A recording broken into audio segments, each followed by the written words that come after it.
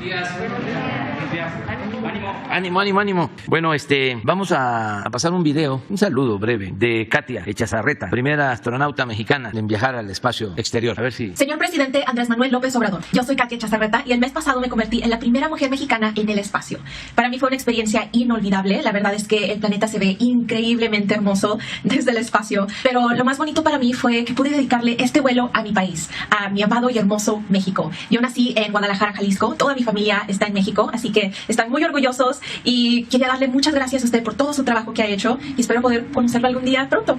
Gracias. Va a estar con nosotros, viene a México en agosto y la vamos a recibir desde luego y nos da mucho gusto porque es mexicana y hija de mexicanos migrantes, con todo el esfuerzo que significa para una mexicana salir adelante en Estados Unidos y llegar a destacar como ella lo ha hecho. Y le mandamos pues, nuestra felicitación, nuestro reconocimiento. Todos los mexicanos, estoy seguro, coinciden en eso. Bueno, pues vamos a contestar preguntas porque no vamos a tardar mucho. Ahora tengo que salir. Vamos a gira este fin de semana. Vamos a supervisar las plantas de fertilizantes. Vamos a estar en Baja California Sur. Vamos a estar en Lázaro Cárdenas, Michoacán, en Poza Rica, en Cozoleacaque, en Minatitlán y en Coatzacoalcos. Y también en Veracruz.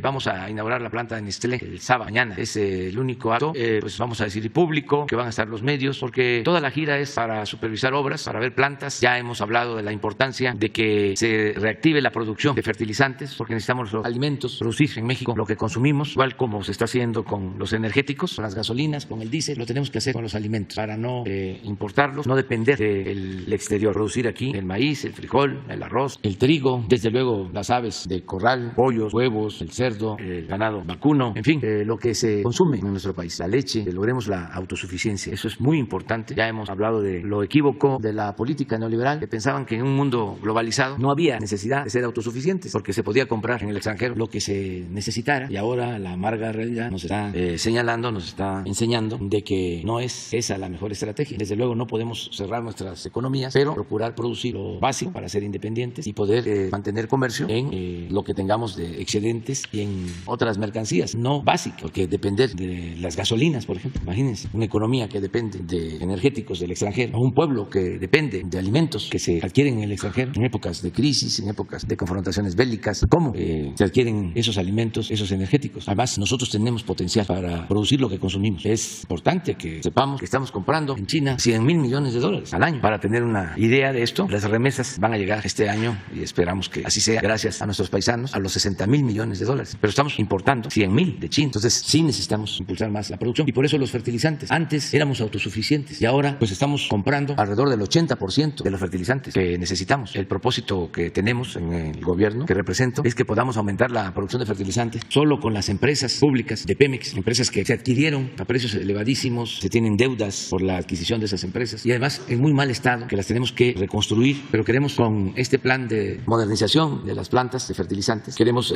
tener una producción del 50% del fertilizante que necesitamos y se está haciendo una promoción para que empresas privadas tengan posibilidad de establecer empresas en México, que lo que produzcan nuestras plantas se entregue a productores del campo con menos recursos, productores pobres, como lo estamos haciendo en Guerrero, que se entregan los fertilizantes de manera gratuita a todos los productores, y ya este mismo programa se amplía a Chiapas, a Oaxaca, a Zacatecas, a Durango, a Nayarit, al Estado de México, a Morelos, a Puebla, a Tlaxcala. Lo que se produzca va a ser para apoyar a productores pequeños y vamos a dar facilidades para empresas que puedan producir fertilizantes para el mercado. Tenemos posibilidad de producir materia prima porque contamos con gas suficiente y se puede producir urea y hay condiciones para eso. Ya se llevó a cabo una consulta en Topolobampo, en Sinaloa, para que una empresa alemana se establezca. Se hizo una primera consulta, hubo una inconformidad, un amparo, se ordenó del Poder Judicial que se hiciera otra consulta, se terminó ya la semana pasada. De 13 comunidades, 12 aprobaron y una no es que no hayan aprobado, sino no participaron, pero ya está resuelto la cuestión legal y queremos hacer lo mismo en el Golfo,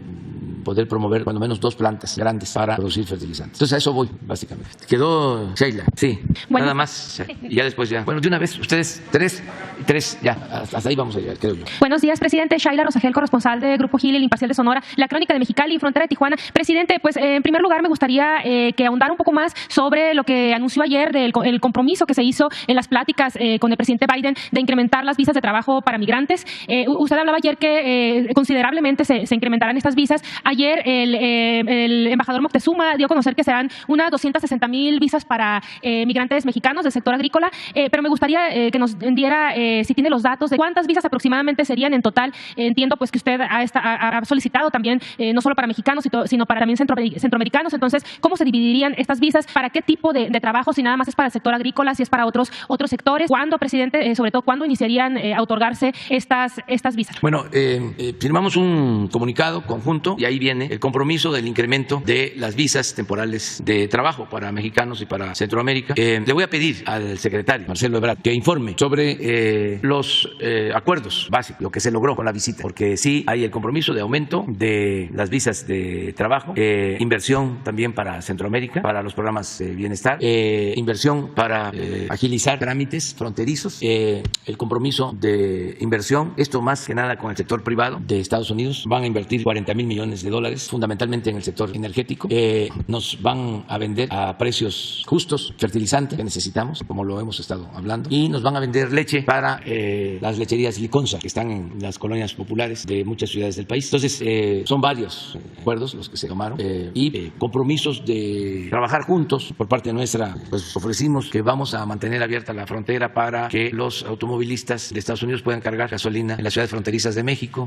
Ofrecimos también poner a disposición de Estados Unidos, en el caso que se requiera, esto para el invierno, que tenemos que estar pensando hacia adelante, un gasoducto que se tiene por la frontera desde Texas, desde Juárez hasta California, por si se requiere transportar gas, y nuestra disposición a seguir trabajando de manera coordinada con el gobierno del presidente Biden. Yo expresé de que en 8 meses nos hemos encontrado 2 veces. Es un hecho que viene en noviembre. De nuevo, en México se va a llevar a cabo la cumbre de los 3 países de América del Norte para revisar lo del tratado. Además, en noviembre se cumplen 200 años de nuestras relaciones como naciones, como países. El 12 de diciembre, para ser exacto, el 12 de diciembre de 1822 se estableció la relación económica, política, diplomática entre México y Estados Unidos. Gracias, presidente. ¿Y para cuándo podría el secretario Marcelo Ebrard comentarnos sobre las visas? Yo creo que la semana que viene ya va a estar aquí. Él anda en una gira. Se quedó en Estados Unidos viendo cosas, precisamente estos acuerdos, y le vamos a pedir que esté con nosotros. Puede ser el martes próximo. Gracias, presidente. También habló sobre la regularización de migrantes, que usted lo propuso. Ayer hablaba de que era un tema pues que se tenía que hablar de la regularización de migrantes que viven allá. ¿Hubo algún compromiso en concreto del presidente Biden ante esta propuesta en sus conversaciones privadas? Bueno, se avanzó en lo del aumento en las visas temporales de trabajo y quedó planteado la necesidad de que se regularice a los mexicanos que llevan años trabajando en Estados Unidos. Se lo propuse abiertamente, públicamente, y también cuando platicamos de que era necesario el que se regularizara a nuestros paisanos, y de ahí viene mi planteamiento respetuoso acerca de que no hay que continuar con la misma política de temor a que esas medidas no sean bien vistas por sectores de Estados Unidos y afecten en lo electoral, como hay elecciones en noviembre. Yo opino lo contrario. Yo opino que la gente lo que está buscando son definiciones. La gente lo que quiere es que las cosas verdaderamente cambien, no seguir con la misma política de siempre, no seguir con más de lo mismo. ¿Desde cuándo llevan con temor a reconocer de que hacen falta trabajadores en Estados Unidos? Décadas. Hasta en la Segunda Guerra Mundial, que las Fuerzas Armadas de Estados Unidos reclutaron a ciudadanos para ir a la guerra y que hacían falta brazos, fuerza de trabajo. Lo negaban. ¿Por qué ese comportamiento? Entre otras cosas, porque también hay cuestiones de tipo racista, pero también el tener un trabajador no regularizado permite a empleadores sin escrúpulos pagarles menos y poder despedirlos cuando les da la gana. Pero es gravísimo el que este asunto no sea atendido por los gobiernos y que se quede en manos de particulares. De ahí viene lo del tráfico de personas y la violación de derechos humanos y todo lo que padecemos. ¿Por qué no regularizamos esta situación y lo atendemos entre gobiernos para proteger al inmigrante? Además, aceptamos de que hace falta fuerza de trabajo. En Estados Unidos no hay suficiente mano de obra. Le decía a un amigo que fue a un restaurante y estaban 3 mesas ocupadas y el resto vacías, y llegaron y les dijeron: no hay servicio. ¿Pero cómo si están las mesas vacías? No tenemos trabajadores en la cocina y no tenemos trabajadores para atender las mesas. Un día antes de que nos viniéramos hubo una tormenta en Washington y ya había salido de plataforma el avión a las 5 de la tarde y los estuvieron dentro del avión a los pasajeros. El caso es que hasta las 9 de la noche les dijeron que no iban a salir o que iban a esperar en una sala, y terminó saliendo el avión a las 12 de la noche. Esto fue en marzo, el avión de Washington, y tuvieron que esperar porque no habían trabajadores para atender a los pasajeros. Imagínense que eso pasa aquí en el Felipe Ángeles. El Reforma y el Universal y todo, 8 columnas. Bueno, pero regresando al tema, es que falta fuerza de trabajo. Entonces, ¿por qué no se regulariza y se le da certidumbre a la gente que ya está trabajando honradamente? Además, son excepcionales. Bueno, aquí está el caso del astronauta mexicano. Es de lo mejor que hay. El mexicano, la mexicana que está de migrante en Estados Unidos. Son luchonas, luchones, gente con mucha responsabilidad. Trabajan 2 turnos. Los que están en Estados Unidos recuerdan los tiempos de las camas calientes. de la época de la expropiación petrolera, cuando los trabajadores mexicanos sacaron adelante la industria petrolera, porque decían los dueños de las compañías petroleras extranjeras que los íbamos a ir a buscar, porque no íbamos a poder los mexicanos echar a andar la industria petrolera nacional. Y sí se logró. Y llegaban a descansar a los cargues, camas, y hablaban de las camas calientes, porque se paraba uno a trabajar y llegaba otro. Y esto hacen muchos en Estados Unidos, 2 turnos. Y rentan una casa y ahí están 10, 20 en literas y trabajando. Además, fíjense que le aprobaron al presidente Biden en el Congreso más de $1 billón, 1.2 billones de dólares para infraestructura. Claro, eso fue el año pasado, todavía no ejercen recursos. Pero suponiendo que ya empiecen, estamos hablando de construcción o ampliación de puertos, ferrocarriles, carreteras, obra pública, infraestructura. ¿Con qué manos de obra van a llevar a cabo ese plan de infraestructura? Entonces, es atreverse a decir, esto es lo que nos pasa, necesitamos crecer, producir para atender en el fondo el fenómeno migratorio y al mismo tiempo ayudarnos y que tengamos una economía fuerte. Gracias, presidente. Ya en un segundo y último tema, preguntarle, Sonora salió entre los 3 estados que tienen el 100% de sus municipios en sequía, junto con Baja California y Aguascalientes. Preguntarle, presidente, qué proyectos o qué apoyos está realizando su gobierno para evitar que en Sonora, en algunos municipios, suceda lo mismo que en Monterrey. Esa sería mi última pregunta. Pues en todo lo que se pueda ayudar al gobernador, Alfonso Durazo, que les está apoyando. Él les tiene un plan para que no falte el agua. Han hecho obras, está pendiente para que no escasee el agua. En Hermosillo, sobre todo, han hecho obras en la presa, en el Novillo, para tener más profundidad en el bombeo y llevar más agua a Hermosillo. Ya ha estado en eso y nosotros estamos ayudando. Eso es lo que puedo comentar. No tengo el dato, pero sí, todo lo que es con agua está ahí ayudando en el caso de Sonora. A ver, aquí. Buenos días, presidente, compañeros. Beatriz Contreras Castillo, de la revista Polemón. El día de ayer lo visitó el líder social Jean-Luc Mélenchon de Francia, y él y también el presidente Maduro hicieron unas declaraciones en las que coinciden, porque ambos piensan que usted no solo representa a México, sino a toda América Latina. Incluso el activista Jean-Luc Mélenchon nos dijo ayer en la conferencia de prensa que usted es un verdadero líder de toda América Latina. ¿Qué piensa de estas declaraciones de ambos personajes? Que les agradezco mucho a los dos sus comentarios. Hay muy buenos dirigentes en América Latina, a personajes que yo veo con mucho respeto. Es el caso de Alberto Fernández, presidente de Argentina. Es una persona con convicciones, honesto, muy preparado, con oficio político, y ya dije, con convicciones, con dimensión social. El presidente de Bolivia, Luis Arce, de primera, fue el secretario de Finanzas de Evo Morales. Esto no lo sabe la gente porque los medios están controlados por el conservadurismo. No todos, ¿no? Pero la mayoría, sobre todo los medios electrónicos convencionales. Pero durante el tiempo que Evo fue presidente y Luis Arce el encargado de Hacienda, Bolivia fue el país con más crecimiento económico en América. Y ahora, gracias al pueblo boliviano, sobre todo a la gente humilde, después del golpe de Estado, se celebraron elecciones y volvió a ganar el movimiento encabezado por Evo Morales, el MAS, y los que votaron porque continuara en el gobierno, el mismo equipo, los que votaron por Luis Arce, fueron los más pobres, los indígenas. Fue un ejemplo, porque los conservadores siempre sostienen que el pueblo no agradece. Hay hasta dichos, ¿no? El que se mete a redentor termina crucificado. Esa es la mentalidad conservadora. Es decir, el pueblo no agradece y no hay que tomarlo en cuenta por lo mismo. Preocúpate por ti, pero tú preocúpate por los tuyos, no te preocupes por los demás. ¿Cómo vas a estar pensando en el pueblo? ¿Cómo vas a estar pensando en los pobres? Además, dime con quién andas y te diré quién eres. Pues todo eso es falso y se demostró en Bolivia. Se dio el golpe, se evitó la violencia, se quedaron callados la mayoría de la gente humilde, de la gente pobre, de los indígenas, y cuando pensaron los conservadores, golpistas, antidemocráticos, racistas, de que ya habían dominado con la campaña mediática en contra de Evo y de todo lo que representaba, llamaron a elección. ¿Y cuál fue el resultado? Ganó el movimiento y ganaron los pobre, la gente humilde, y ahí se demuestra de que no se puede transformar un pueblo si no se cuenta con el respaldo de la gente. Para llevar a cabo una transformación se necesita tener el respaldo de la gente. En México tuvimos la experiencia que nos dolió mucho, porque no hay que olvidar de cómo el conservadurismo derrotó y asesinó al presidente Madero, derrotó al movimiento democrático y asesinaron al presidente Madero. Y cuando dan el golpe, el presidente Madero está prácticamente solo, porque es un hombre bueno y pensaba que solo bastaba con la libertad, garantizar a todos la libertad y que la gente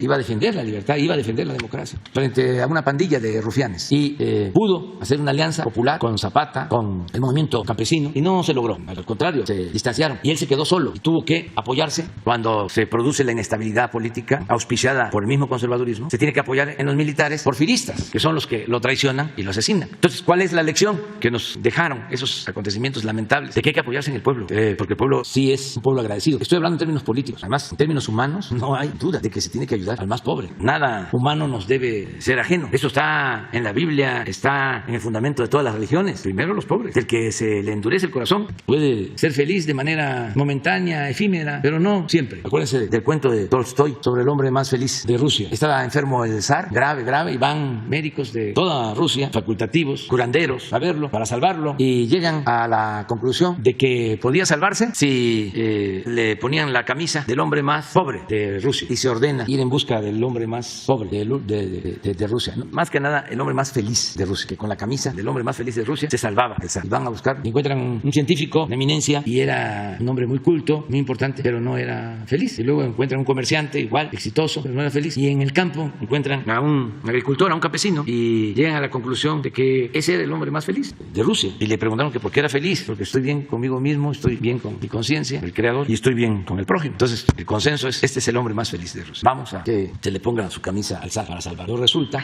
que el hombre más feliz de Rusia no tenía camisa. Ese es el cuento. La felicidad no necesariamente tiene que ver con lo material. Entonces, por eso hay ese ejemplo, esa lección de Bolivia, la gente humilde, de la gente pobre. Y, por ejemplo, Lula, un gran dirigente, ahora que nos visitó, nos conocimos desde hace muchos años. Y cuando estuvo en el gobierno era tan importante que contó con el apoyo hasta de los grandes empresarios, banqueros. Sin embargo, los conservadores querían destruirlo y lo encarcelaron injustamente, inventaron delitos y lo hicieron destruir. Estuvo en la cárcel y se elevó el conservadurismo. Al final se da a conocer que todo era falso. Ahora está en libertad, viene a visitarnos, platicamos. Es un hombre excepcional, extraordinario, fraterno, además vigoroso. No tiene nada que ver lo de la edad, porque eso de ser joven o ser viejo tiene que ver más con el estado de ánimo de las personas. Entonces es mayor, pero está lleno de entusiasmo, muy feliz, y yo lo veo muchísimo mejor que antes como dirigente. Es admirable. No debo de meterme pues a decir más cosas porque van a haber elecciones, pero es una opción, una alternativa, una bendición para ese país y ese pueblo hermano. Entonces sí hay dirigentes muy buenos. Ahora que gana Petro en Colombia, también imagínense, un hombre que fue amenazado de muerte y sale adelante enfrentando una situación muy difícil, porque nos quejamos del conservadurismo de México, pero eso es un asunto mundial. El pensamiento conservador está en todo el mundo, y hay países en donde está más arraigado y es más rancio. No solo en América, en Europa.